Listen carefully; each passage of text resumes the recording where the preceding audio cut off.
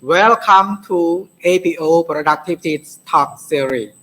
I am Phanith Him, Director, NPC Cambodia, and the moderator for today's P-Talks. Our topic today is productivity and stakeholder value creation.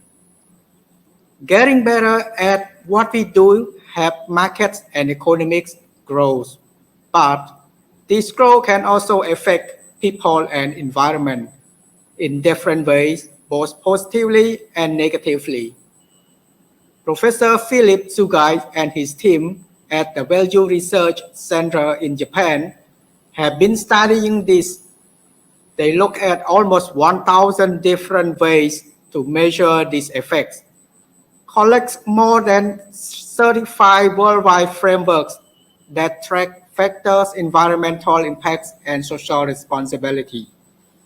They use the information to create value model. This tool helps business, investors, policymakers understand how their works affect different groups. These groups include the business itself, its owners, customers, employees, partners, society, and the environment. The value model makes sure that all important groups and measures are included in this assessment. In today's presentation, we learn more about this value model and how becoming more productive can create value. We'll see how using value model can help businesses, entire industries, and even national economies create more value. To help us navigate this exploration of the value model in detail, we are privileged to have the Director of the Value Research Center, Professor Philip Sugai, with us today. Good morning, and thank you for having me. Thank you, Professor. In addition to his role at the Value Research Center, Professor Sugai is the Director of the Global MBA Program and Professor of Marketing at Doshisha University Graduate School of Business in Kyoto, Japan. Welcome, Professor. How are you today? Thank you very much. I'm doing very well, and I'd like to really appreciate and thank APO for inviting me, as well as you, Director Him, for speaking with me today. Thank you, Professor. Let's dive right into our session. Professor, could you please give a summary of the activities of your center and how value research can connect with productivity? Please feel free to share your presentations and explain it in the way that's easy to understand. Please, Professor. Great, thank you very much. So basically, the easiest way that I can think of to explain the things that we're doing here is imagine that you're managing or working at a toy company. And that toy company, obviously, it's there to make the best toys possible. And so it has its purpose and its reason for actually making toys. And obviously, for customers, the toy should be safe and should be fun to play with so that there's customer value there. For employees, people who work at the toy company, they should really enjoy the jobs that they do. They should also be happy and treated well there. Partners of this toy company should also feel like they have a good partner to be working with. They pay on time, they have good working relationships and things like that. In terms of shareholders, obviously we need to have positive returns. And for the planet, we have to make sure also that the toys themselves, in making them, in the process of getting the raw materials, making them and using them, and then when they're thrown away, all of those things should have the minimal impact on nature. And maybe the company is finding positive ways to actually benefit nature through the process. And finally, the company is embedded in our societies and communities. So how also that company is creating value there is important.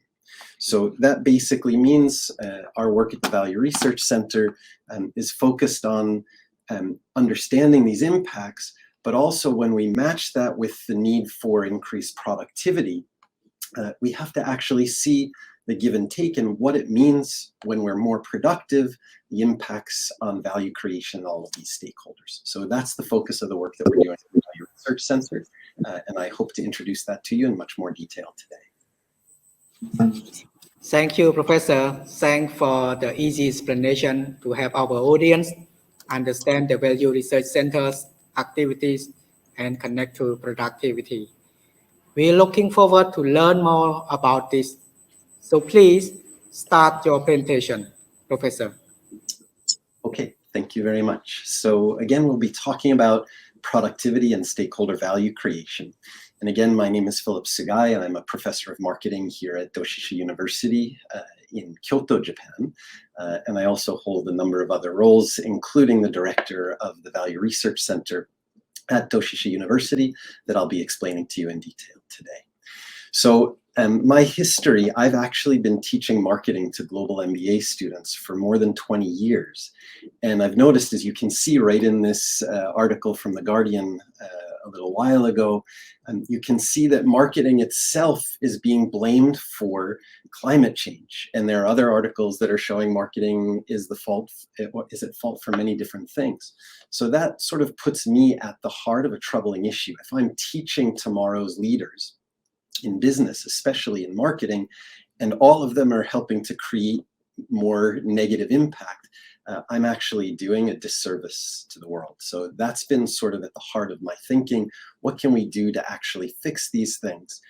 And then also when we look at this discussion about productivity, I've just taken this from an elementary school explanation of productivity online. So it's not a complicated discussion, but you can see if we've got the focus on output over input, trying to constantly increase output, we miss something really important, which is basically impact.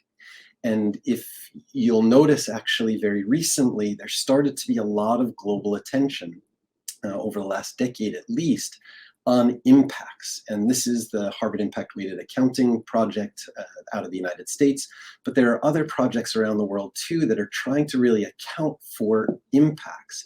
And so if we match the discussion of input and output with impacts, then we actually can get a more holistic view of value creation and destruction. And so that's what I'd like to introduce you to today and put that in the context of what I teach here at our global MBA program and in different executive programs around the world, that this is the world's current definition of marketing. It's from the AMA, a global association of marketing practitioners and researchers.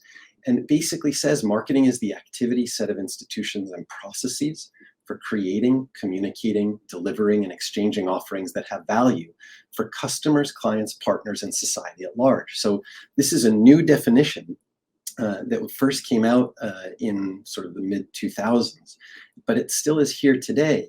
And if that's true, it sounds great, but that idea of taking care of multiple stakeholders kind of bumps into the way many of us, even when I was in business school, how we learned what a business should be and what a good company is. So my question for everyone listening right now is really, what is your definition of a good company? If a company does its best and does well, really, what does that mean? And so the sort of default place to look is from sort of this view from Milton Friedman, and this idea that the purpose of a company is to make as much money as possible while conforming to the basic rules of society, right? So as long as you make money, as long as the output that's coming out of your factories or whatever services you're offering, as long as there's more and more of them relative to the input, so you're being more productive, make as much money as possible, and we can consider everything else to be an externality. And the reason that that sounds a little strange to me is that I'm speaking to you right now from Kyoto, Japan.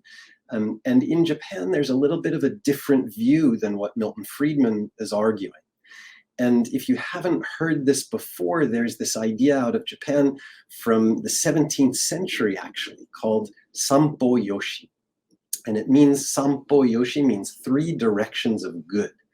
And this came from the merchant class, the merchants of actually this area, Shiga Prefecture today. which a long time ago was called OMI. And they said that if a business is going to be good, it has to be good for the buyer, good for the seller, and good for society. And that thinking has been at the heart of Japanese businesses, many Japanese businesses, for centuries. And so now you'll see in 2019, the Business Roundtable and the West catching up to this more holistic view of good for a company. And where the Business Roundtable, which is a collection of some of the world's top multinational companies, it is a US-based organization, but they talk about their evolution from Milton Friedman's view of shareholder primacy, just focusing on shareholders, to a broader stakeholder view. And I won't read through this in detail. You can visit the Business Roundtable website and read their statement on the purpose of a corporation.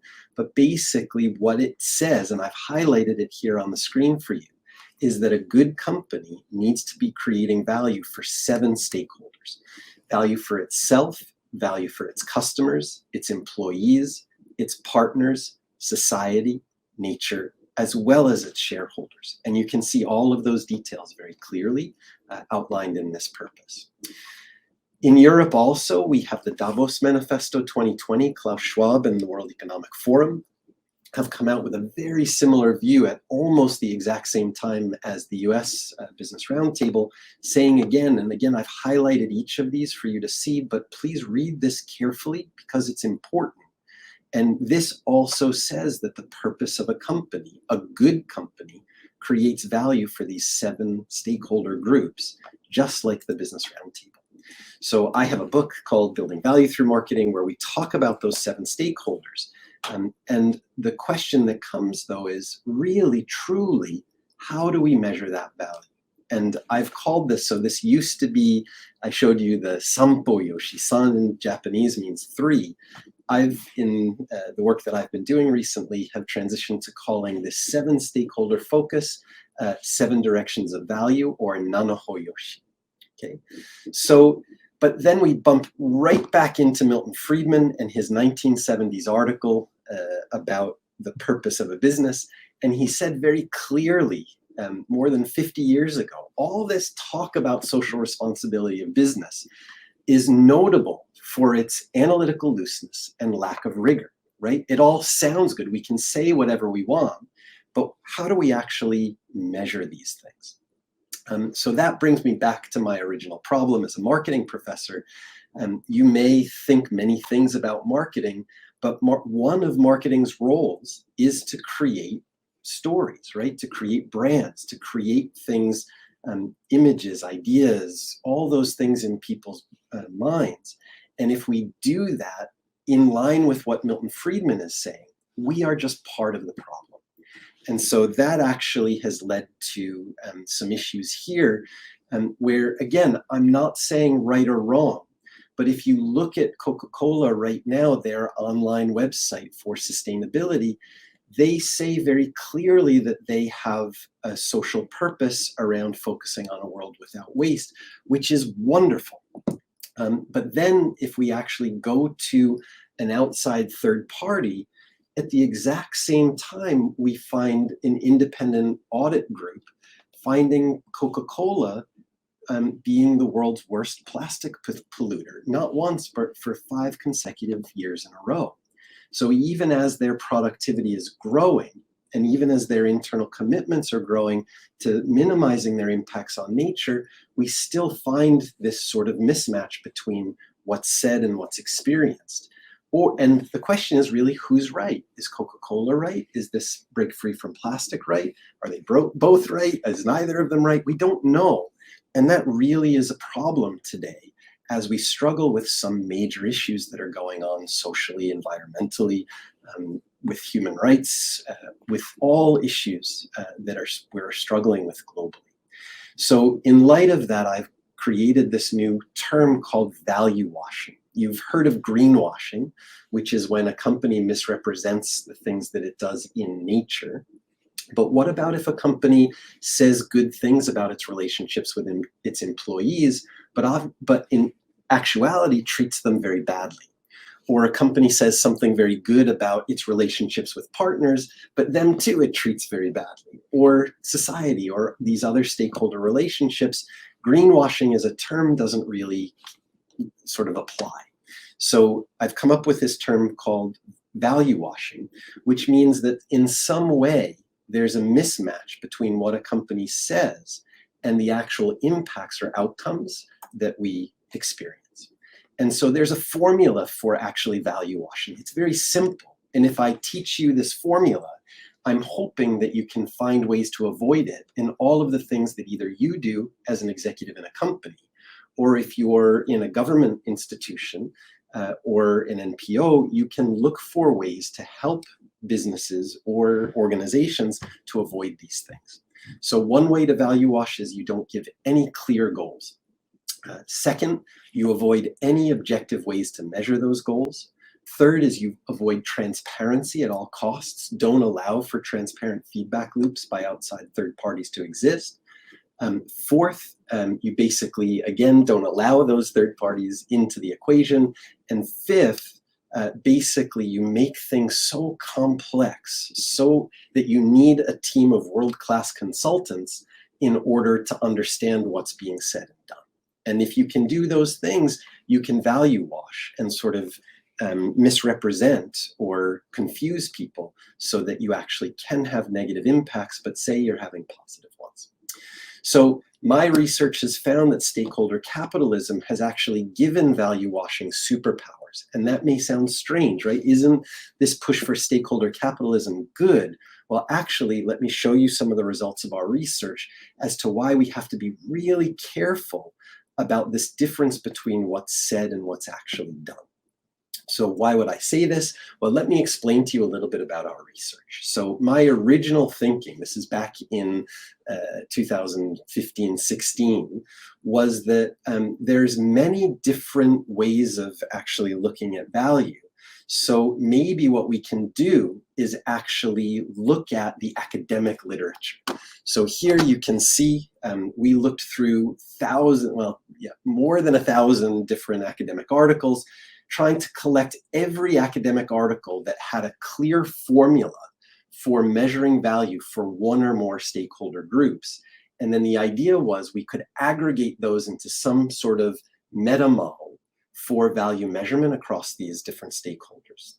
In reality, though, once we got to this point, we realized that it was impossible to actually combine different ways of measuring stakeholder value because the variables were different, how people were actually collecting and analyzing the data was different, the mechanisms for looking at different stakeholders or defining them was different. So it was basically a garbage in, garbage out type of formula. We couldn't actually come up with something set from the beginning where we had a clean data set from the start and could come out with a clean data set. We had a big divergent group of ideas, which were all wonderful individually, but couldn't be put together. So this ended in a big failure. But anyway, we learned. And my second idea was, okay, well, why don't we switch to all of these ratings agencies? So like Bloomberg, Sustainalytics, MSCI, they're coming out with all of these ratings on companies across these different frameworks. So why can't we look there and actually find sort of insights into how we could measure value? But actually, if you really dig in, so remember my fifth point about value washing is the building in of complexity. If you really dig in and look underneath at how these things are scored, you actually see some interesting or novel ways of accounting for value. And just by reporting, many times you get a higher score, even if what you're reporting is having a negative impact. So for example, even if you have no women on your board of directors, if you report that you have no women on your board of directors, your score goes up. So even from if you didn't report.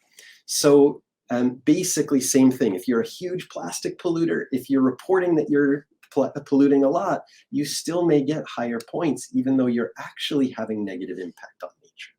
So basically what I learned from this process is, again, there was a wall of proprietary sort of information, we can't actually see the detailed calculations. If we actually lower plastic pollution by 50%, this is how much the score is going to go up.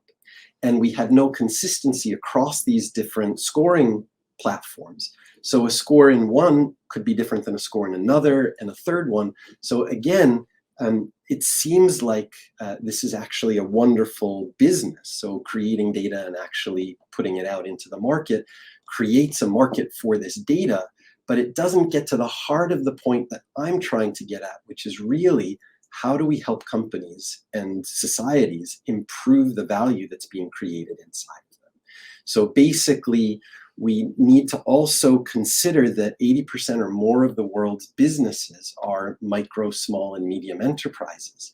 And many of these ratings agencies are built for large multinational companies. So again, too, how do we create a model that can apply to any business, irrespective of where they are, how big they are, and those types of things? So that's basically what led us to this round of research now, which we've now gone through 4 waves. We're just about to publish the results of our 4th wave. So basically, we've looked at the world's top ESG and sustainability reporting frameworks. And in the introduction, we had said that we've looked for 35 in between the last few weeks, and now we've actually added 5 more. So we're well above 40 at this point. And so let me explain to you what we did. So we went out, and this information for how these companies or sort of reporting frameworks or standards require or ask companies to disclose their information, all of that is extremely public. So unlike the scoring frameworks, here the actual disclosure frameworks have everything wide open for us to see. So for example, GRI is one of the world's top sustainability reporting frameworks. So you can see here's disclosure 202-1. You can read it. So what we did is we read it, and it says ratios of standard entry level wage by gender compared to local minimum wage. So step 1 was to confirm that all of the things that the Business Roundtable, World Economic Forum, and even in my book, we're talking about these 7 stakeholders, to confirm that these disclosure reporting standards or frameworks were actually also covering those 7 stakeholders. So here you could see this is about employees. So this 1 we put into the employee category. And you can see across the 15 frameworks that we first covered in this first wave, we did this another 355 times. And it was a very messy Excel spreadsheet, but basically trying to allocate these across. And then what we found is, yes, each of these individual impact disclosure requirements do cover 6 of the 7 stakeholders that I've introduced.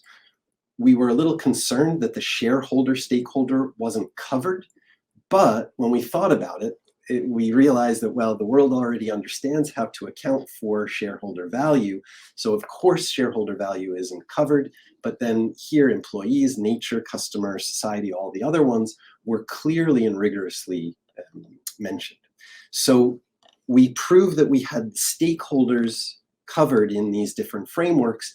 And then we went through a very standard qualitative data analysis process where we started to organize them into themes. So for example, in the employee category, after that first 356 individual impact measurements were allocated, 114 of them were in the employee category.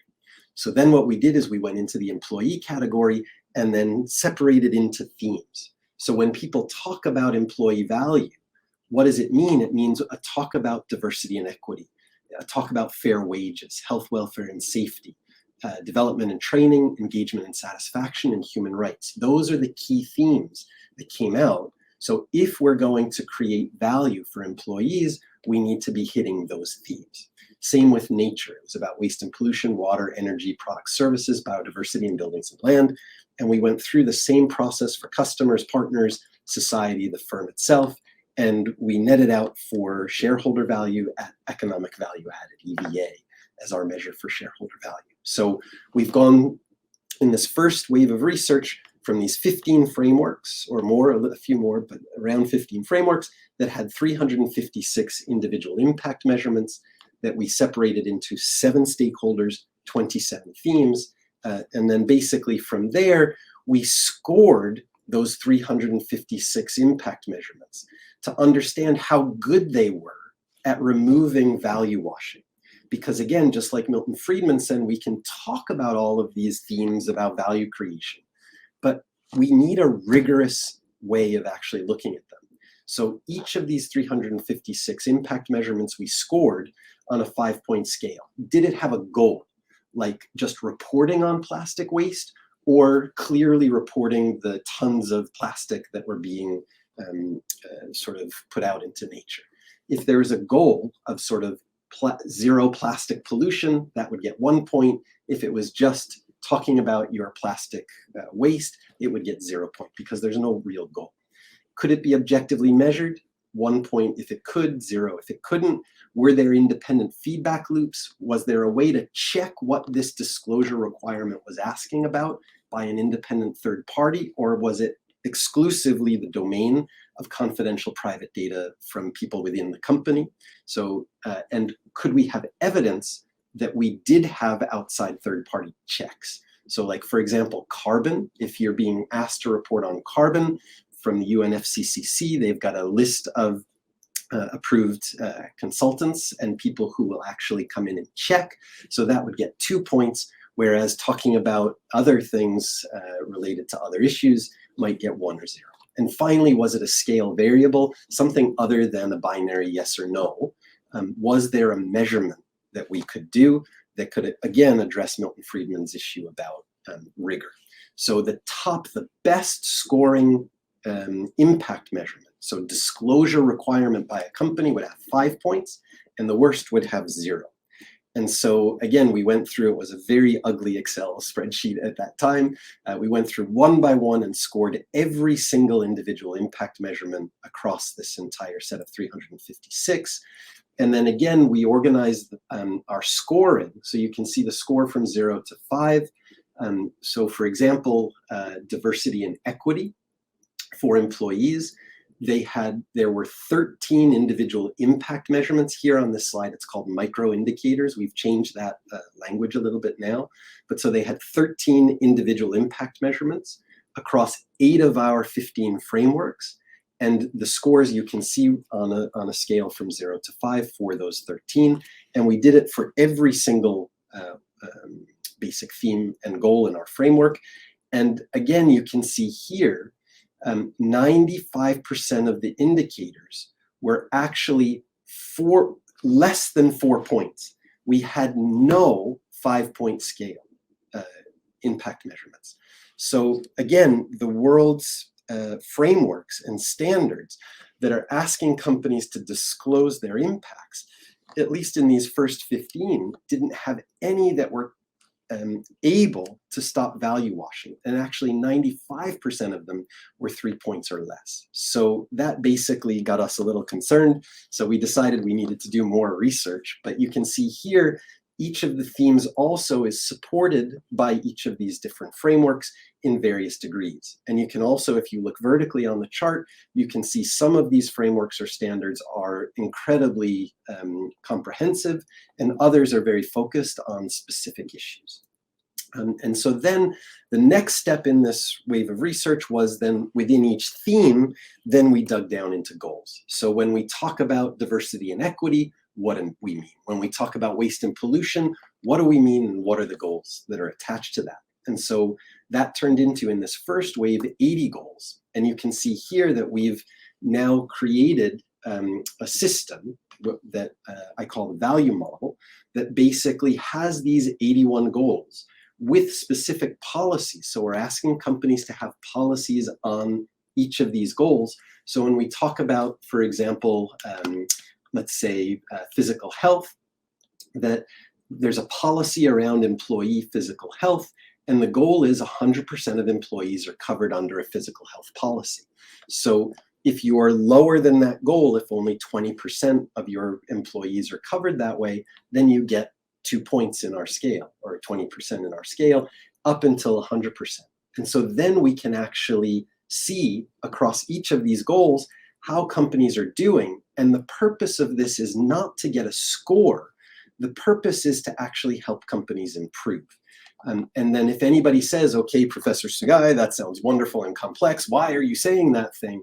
Well, you can see underneath here, with each of these sort of goals, we have the sources of where they're coming from and links back to the actual disclosure or reporting requirement from that framework or standard that the company or government organization or whoever can check to make sure that they're in line with that standard or framework. So again, we're working to build this kind of dashboard. And again, I just have to repeat myself. I've worked with many companies now, and many business executives get caught up in this idea of we have to get A+ score and everything has to be 100%. Well, that's not possible to be perfect across every one of these.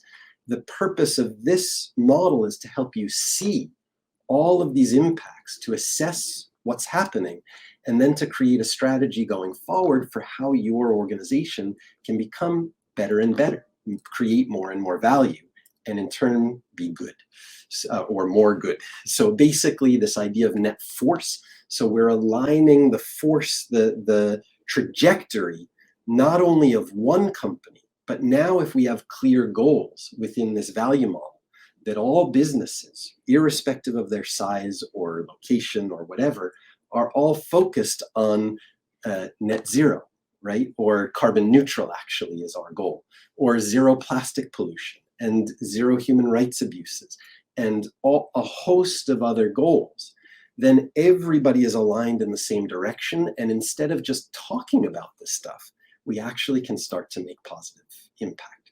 So again, I'll quickly go through our next waves, but basically we've repeated this now an additional 3 times. So in wave 2, we were looking for 5-point impact measurements. So we included the Stockholm Resilience Center's planetary boundaries. We included SBTI. We also added ISSB as that was coming out, and TCFD, IFC, and the UNDP's SDG impact standards. In wave 3, we added the FRAG initial discussion documents. This was while they were still making them. But the idea here was in wave 2, we actually increased one goal. So our 7 stakeholders remain solid, our 27 themes remain solid, but we added one goal around palm oil use, which actually, because ISSB was calling that out.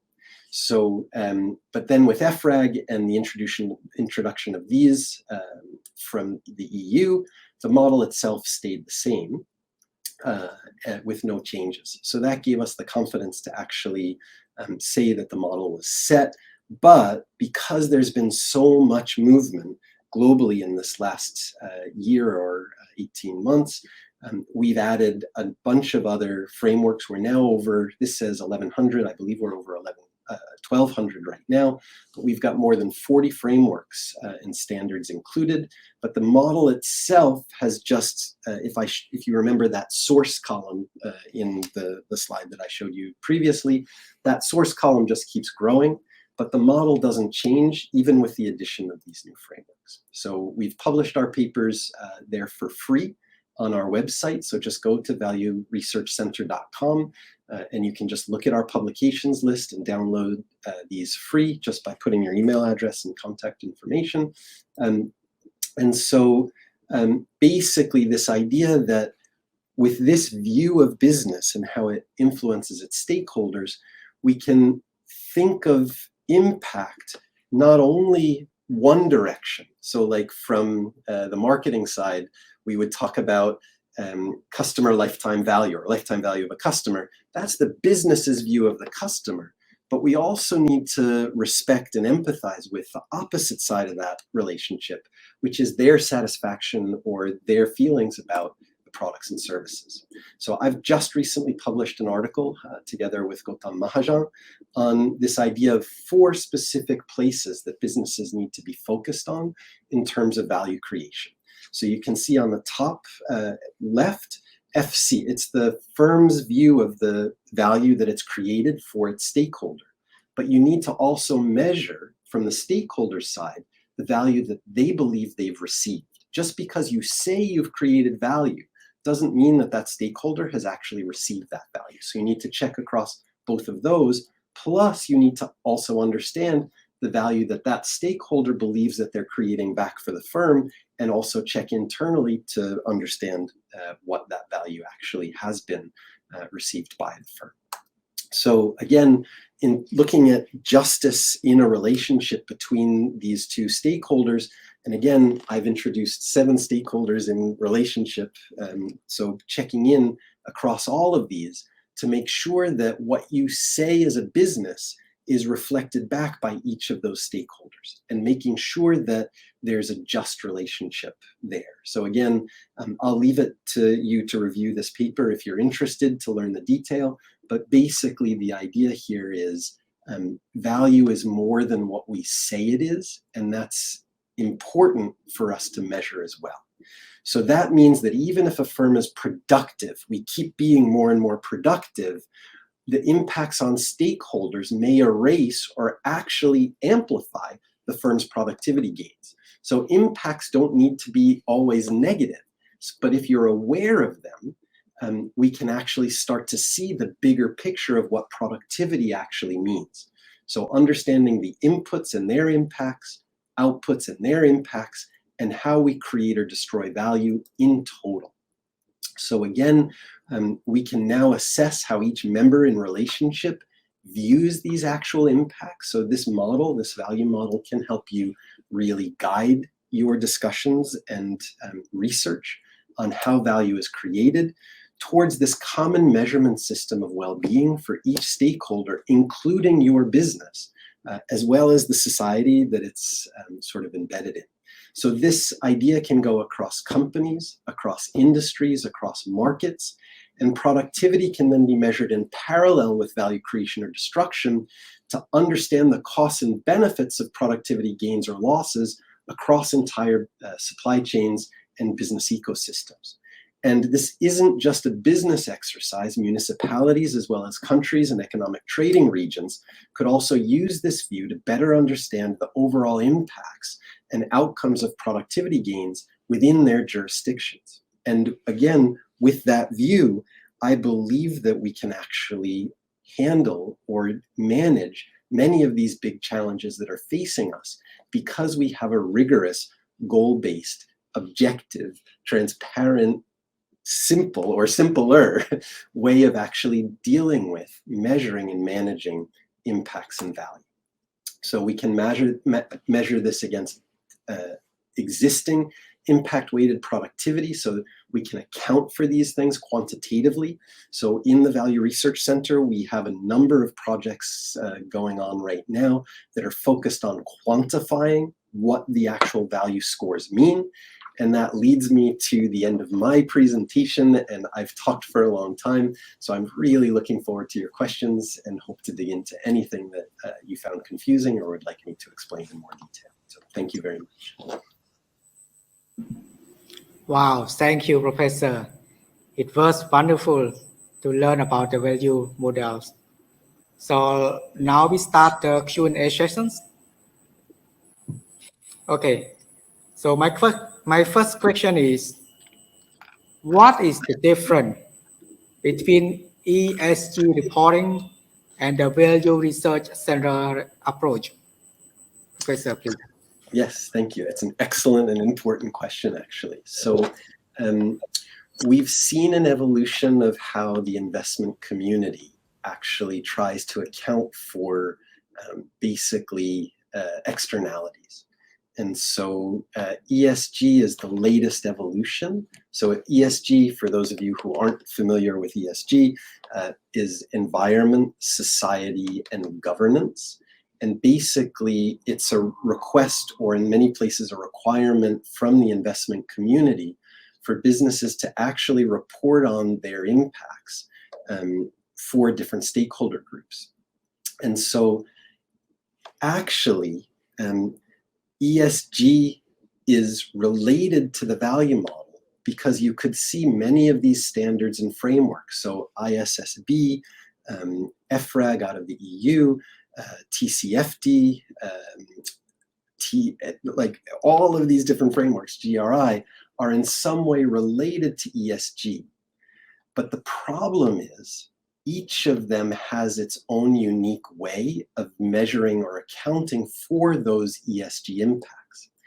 And you notice that in the 7-stakeholder model that I've presented, E matches very nicely with environment, and G, governance, matches nicely with a part of firm value, company value.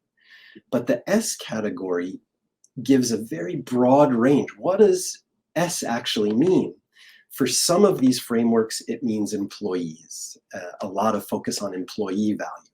For others, it means some things around how a business interacts with its partners. And there's, again, no consistency across these different standards or frameworks.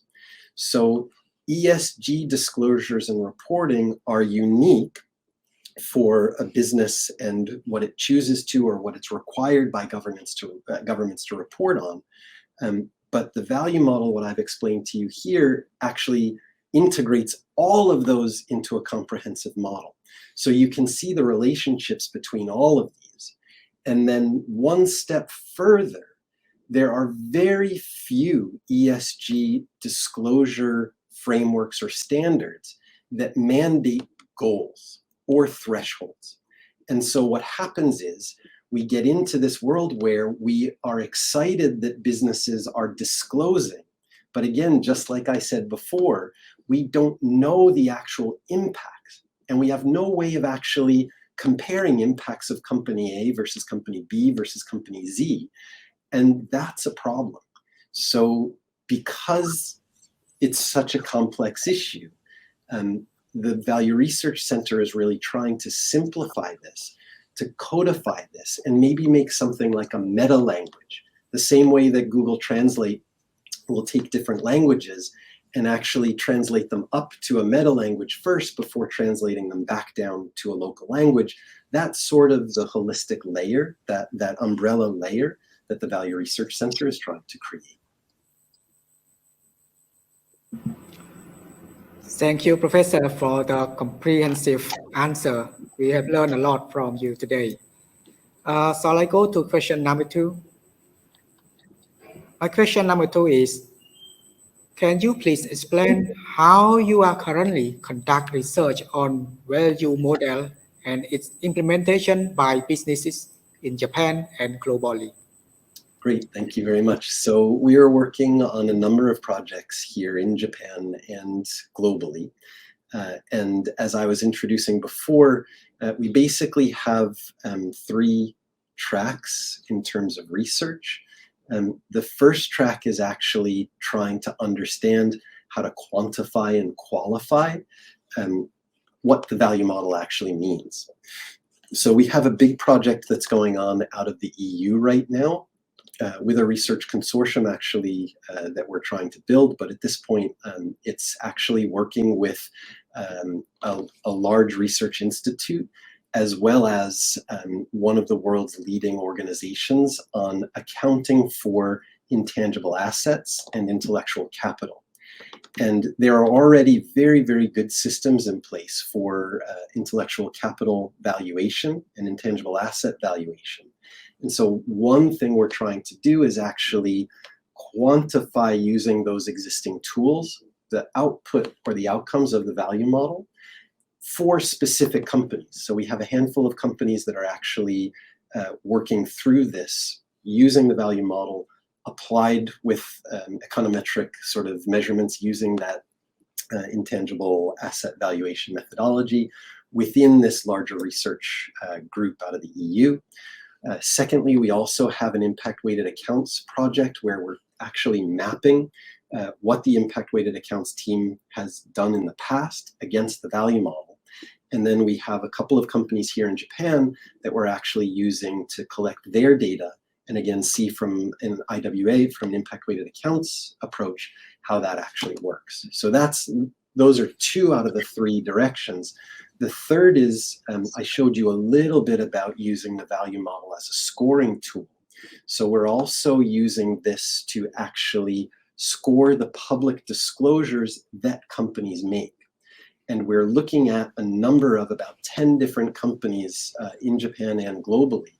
And their publicly disclosed sustainability reports or impact reports or any of those, creating shared value reports, and mapping them against the value model to basically give them a health check, a scorecard, to see how the actual reporting requirements are going. And that's the basic thrust of the work that we're doing in the research center, as well as much more deeply into the actual academic side of impact and value measurement. Thank you, Professor. I wish your project gets success and bring more benefit to productivity, humanity, and environment. Thank you. So may I go to question number 3? Sure, absolutely. My question is, how do you handle dynamic nature of impact measurements? As you know, the world changed. How do you ensure that your value model stay relevant? Yeah, that's a very important question, actually. And what you've seen in the things that I've been presenting is that we've gone now through 4 waves of research. And between waves, there have been major changes in how the world actually believes impacts should be accounted for and disclosed. So the way that we are trying to keep relevant actually is now probably every 6 months, we will go through a new process to check what updates have been made. So you're seeing, like, at this point, the SEC out of the United States has promised that they would be updating its guidance on climate disclosure, but we don't yet have a final decision, and so that may be updated. ISSB is still in the process, again, of updating its disclosure requirements, and you're seeing a lot of sort of consolidation behind the ISSB and the work that they're doing. So as these changes happen, we have to have a team here that goes back through each of these developments and make sure that the model gets updated. So I'm very fortunate to have an incredibly talented team of MBA students, PhD students, and sort of outside folks who have been helping us to keep that active. So that's the process that we're going through.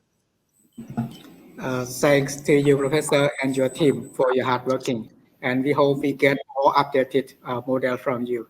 And our participant or our viewer here can learn more from your team as well. Thank you, Professor. So I may go to question number 4. Can you explain how your value model might help organizations align with global initiatives such as the UN Sustainable Development Goals? Okay, great. Thank you for that question too. It's an excellent one. And basically, the Sustainable Development Goals and all of these different frameworks are out there for us to be committing actions to. And so basically the idea behind the value model is, so the first framework or standard or actually framework that we integrated was the SDGs. And then we had a bunch of other ones that we added in our wave 1. And again, the idea is to keep going beyond where things like the SDGs are stopping, to give that holistic view of how businesses or governments can actually take goal-based actions that are measurable based on what it is that they're asking for or mandating in the goals that are set. So again, our idea is that we are looking to be like that meta language that can help whichever reporting framework is required in your jurisdiction, your country, or whichever ones your company is committed to. Those are the ones obviously you need to be paying attention to, but the value model can serve as a tool to actually see how that relates to the global discussions around value creation, and maybe also different frameworks or standards that you should be considering yourself. And we were fortunate to be invited back to the Science Summit for the United Nations this past year.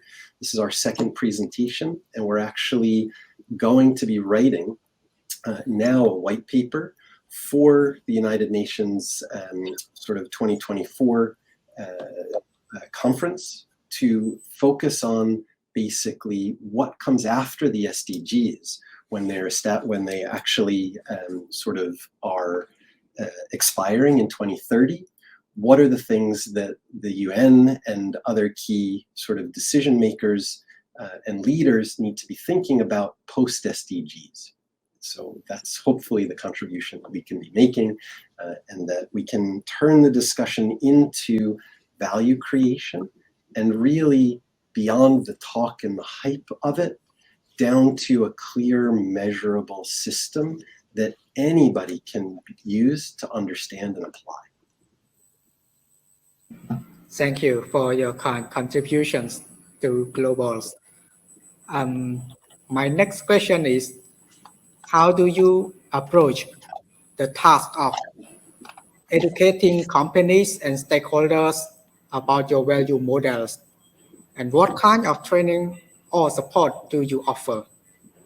Yeah, so I have a sister organization, actually, that I'm also the director of. So we have within Doshisha University, the Value Research Center. And the purpose of that center is to actually do this research, to create research, to publish, to present, to do all of those things. But then we have a sister organization called the Value Research Center we call VRC. So we have the VRC Juku, and Juku in Japanese means like a training school. And so that's under Doshisha's NPO, nonprofit organization. So we have a nonprofit there that's focused on training. And actually a little bit later today, I'm running a half-day workshop and training on the value model. But the idea here is that's a membership organization that individuals, students, researchers, businesses, governments can join into. And we have a regular program of events and training opportunities so that businesses can learn the details of this and get access to our database and see how it works, and then use that to apply it to their own businesses. So I welcome anybody that's interested in joining our Juku. We're focusing on growing that right now because the model itself will be publishing next month the results of our research, which has been this wave 4.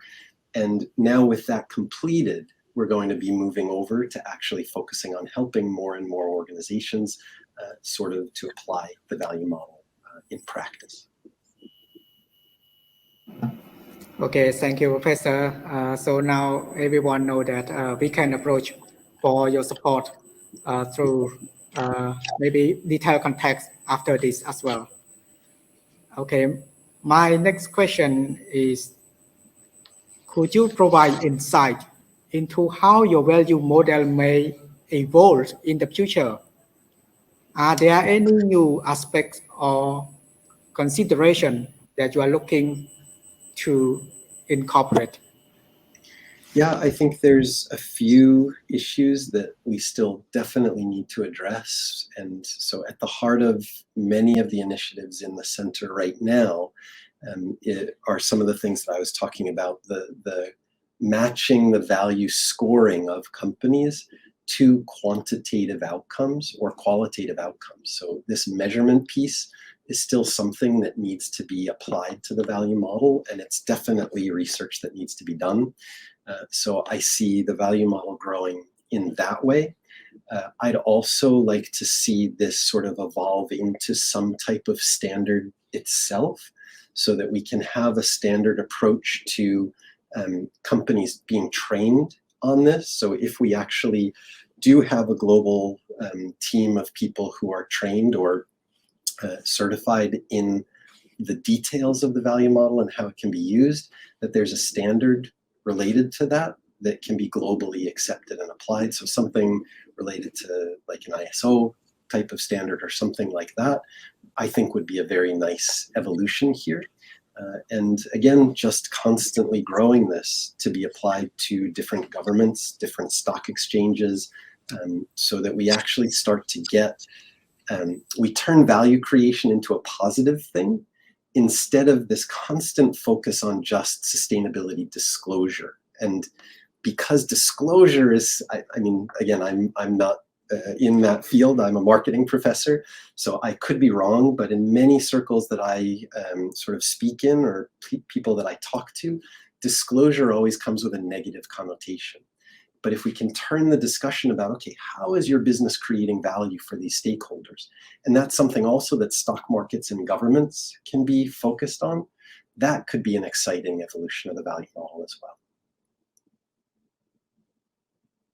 Thank you. Yes, we got it. And I have a follow-up question for you as well. How do you address the varying culture and social norm across different economies when applying the value model? Yeah, this is a tough question actually, but it's also really important. So what we're doing is we're trying to make sense of these global frameworks. And then obviously many of them are being applied in local economies, markets. And so you'll see at some points that there really is a disconnect between what is standard or even what is governing law in a country and what's being mandated or asked for by one of these standards or frameworks. So for example, one of our goals is about local employment. And so you'll see a theme across many of these different global frameworks that talks about hiring locally. But here in Japan, it's illegal for companies to actually collect that data about where people are in their employment process. So, I mean, that's probably a simple example, but I'm sure you can think of many others where there may be domestic differences in law or custom than global standards. And so, again, the value model is not a tool that every company or business needs to score 100% on. So if something is against the law to be reporting on, of course that business or that country shouldn't be reporting on it. But at the same time, this can be informative to a government or any type of governing organization to see where there are differences between what these global standards are requiring or asking for and what global custom and law actually requires. So the idea to see, okay, this is where this country is making its specific focus, and this is why it's different than the global discussions. And that's perfectly okay, because again, the purpose of this model is not to get a perfect score. It's to explain why your company's purpose, why your business strategy is the way that it is and leads to the impacts and value that the model is showing. And if we can treat it this way, then I think that, you know, regardless of the local custom or law or requirements, at least we can see those in context. And that's a critically important thing, I think, for creating sort of governing law and sort of how we actually go forward in interactions between businesses and governments. Thank you, Professor, for your clarifications. I have another question for you. How does your model deal with potential conflict of interest among various stakeholders groups? Yeah, and this is, so you keep asking very, very good questions that are very tough to answer, and I'll do my best. But so again, as managers of businesses, executives need to be making choices about where to focus their strategy on. And if there are conflicts between stakeholders, so we can only make this decision for our business to go forward, and that will negatively impact stakeholder B if we, you know, emphasize our relationship with stakeholder A. That's the executive's decision. And that's something where, for me, as creating this value model, I can't influence that strategic decision that's made by that business or executive team. But at least we can see those impacts. Okay? And again, if we're clear, if the model is actually applied correctly, then we have objective, transparent reflections on the decisions that have been made by executives that investors can see, that customers can see, that employees can see. So that, again, executive decisions are given a context to say, we're making these decisions based on our purpose, based on this strategy, and these are the results. And it's led to these types of conflicts. And employees can actually choose, well, is this the kind of company that I want to be working for? Or should I be working with a different business? Partners can also see that and say, well, is this the kind of business that I want to be partnered with? Or should I look for another partner instead? Customers can also make the same decision. Should we be paying for products or services from this company?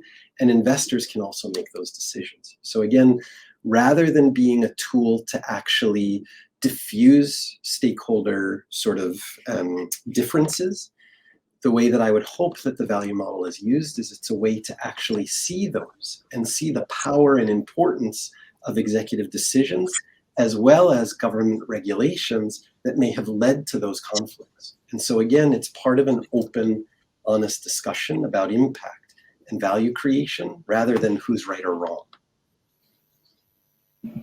Yes, that's the good point. Thank you. So this might be my final question for you, Professor.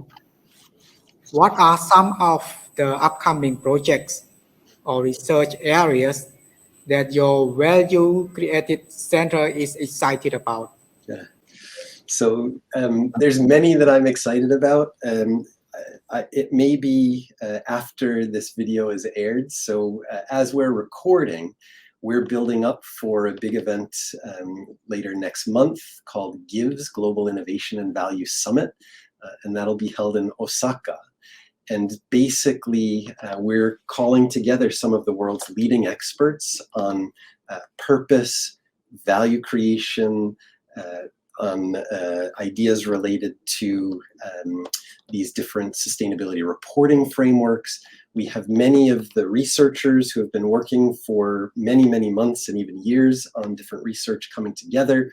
We have a martial arts sensei coming and talking about sort of the purpose of, value creation and sort of how we can understand this in context of conflict.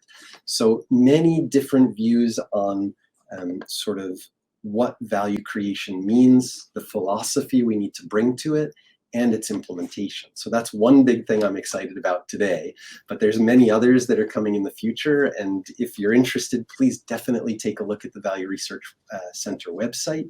And if anyone is interested in joining our Juku, I will keep emailing you about all the different events and things that are happening that excite me day to day in terms of the research that we're doing on value. So thanks for such great questions, actually. This was a very challenging Q&A session, and I hope that I've answered them effectively for you. Thank you, sir, and wish you great success in your upcoming projects. Thank you. So, yeah, thank you, Professor Sugai, for your useful insights and presentation today. For now, do you have any final thought for our viewers? I think just the final thought is that this focus on value is a really important word. And again, beyond disclosure, beyond stakeholder capitalism, beyond shareholder value, there's this idea of value across these stakeholder groups. And especially with the APO, this idea of productivity gains. Gains in productivity are fundamental. It's a fundamentally important topic for us to be considering.